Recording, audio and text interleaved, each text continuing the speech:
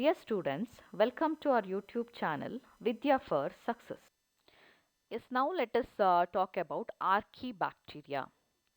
So, archae is nothing but ancient, bacteria is nothing but a kind of organism. So, Archaebacteria is nothing but a ancient bacteria, that means early formed or old bacteria are placed under the group Archaebacteria. So why Archaebacteria is considered to be a oldest bacteria? What is there in this group of organism? So if you see the cell structure of Archaebacteria, they are made out of prokaryotic cell. So prokaryotic cell is nothing but a primitive type of cell because there is no cell organelle, there is no nuclear membrane.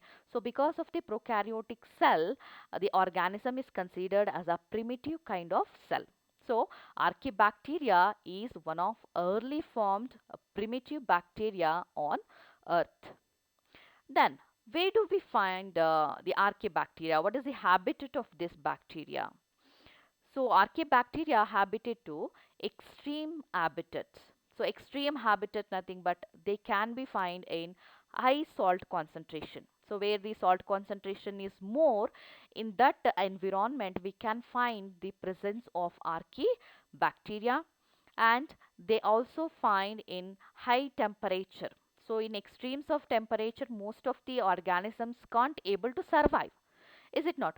So in that extremes of environment like high temperature, the members of Archaebacteria can survive. Then they can also found in oxygen free marshy areas. So marshy area is nothing but wet area. So in oxygen free, that means the place where the oxygen is absent, in that marshy area we can also find the presence of few members of Archaebacteria. So if you look into the habitat of these organisms, they are habitat to extremes of environment where other organisms can't survive. Clear? So if you see the habitat where we find the Archaebacteria, so it will be very curious to know about these organisms little more, because what is making this organism to survive in such a extremes of habitat? So let us move to the next point. How it can survive in the extremes of habitat. So the organism is having a outermost rigid cell wall. So cell wall is a kind of protective layer present in the Archaebacteria. So that cell wall is very rigid. That means it is highly protective in nature and it is very tough. Clear? So because of the rigidity, what we can see in the cell wall of Archaebacteria, they can be survive in extremes of habitats like high salt concentration, then high temperature, and in oxygen free marshy area. So the rigid cell wall is giving complete protection to Archaebacteria. So because of that, this organism can survive in extreme of habitat. Yes, next one, types of Archaebacteria. So Archaebacteria, they are divided into different types based on their habitat. So one of the type of Archaebacteria is halophiles. So what is mean by this halophiles? So halo is nothing but salt, philes is nothing but love. So salt loving Archaebacteria are placed under the group halophiles. So because of the salt loving nature, what we can see in this organism, it is habitat to high salt concentration area. That means where, in which environment the salt concentration is more. In that area we can find the members of Archaebacteria. So the best example is Halobacterium. So Halobacterium is an example of halophiles. So usually the halophiles can be noticeable in the seashores where the salt concentration is extreme, where the salt concentration is more. So in such a habitat we can find the presence of halophiles.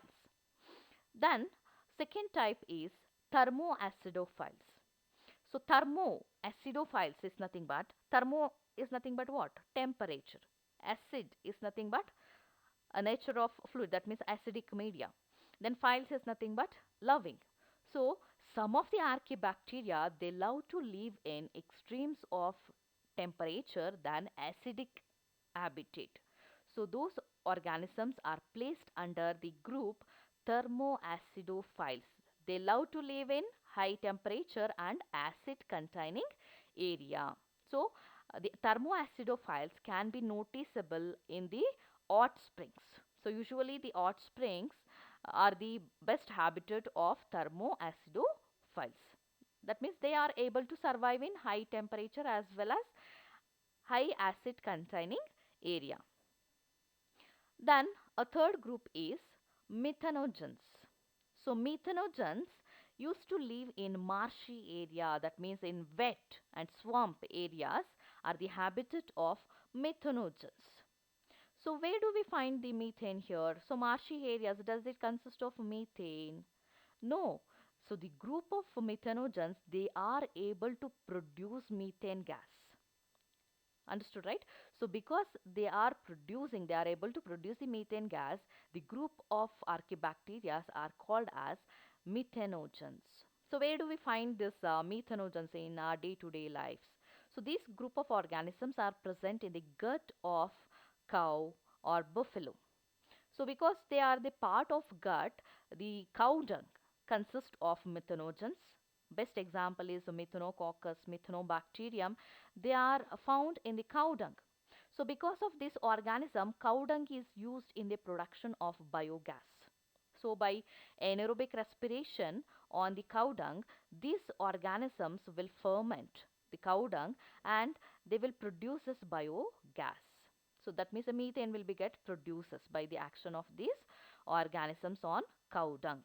So the group of organisms which are able to produce methane gas, they are known as methanogens. So that methanogens are habited to marshy area. So here you can notice the three types of archaebacteria. So they are basically divided based on their habitat. So let us quickly revise those three types. One is halophiles, habitat to high salt concentration area. Then second one is thermoacidophiles, habitat to high temperature and acid containing area. Then methanogens, they are methane producers, they are habitat to marshy areas. Yes, let us study the mode of nutrition in Archaebacteria. So Archaebacteria is a kind of living organism. So for its survival, it requires food. So food is very essential for the survival of any living organism because it releases energy. By utilizing that energy, we can do any kind of activity. So Archaebacteria require some kind of nutrition to survive. So based on it, there are two groups of organisms are there. Some of the Archaebacteria are heterotrophs. So heterotrophs are nothing but they are the group of organisms they can't able to prepare their own food material.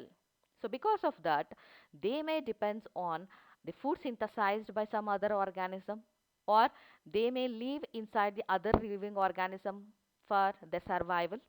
Clear? So such a kind of organisms are called as heterotrophs.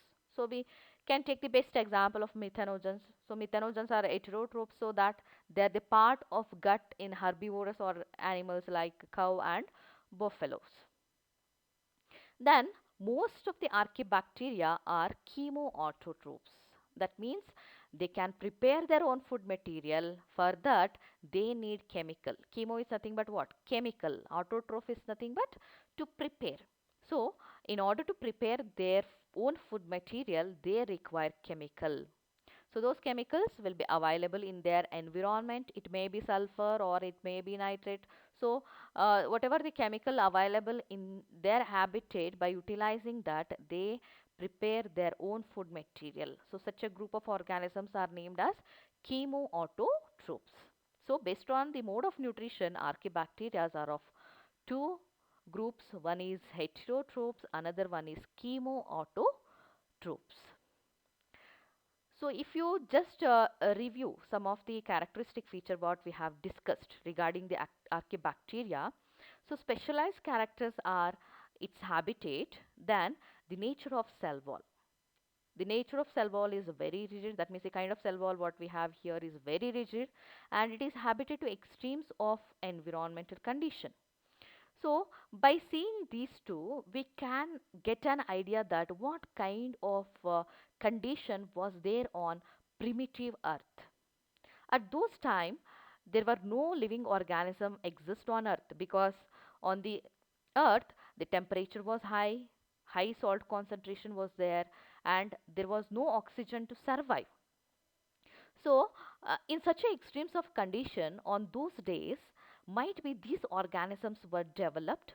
So, these bacteria considered as an ancient bacteria because they had developed cell wall to survive in such a extreme habitat.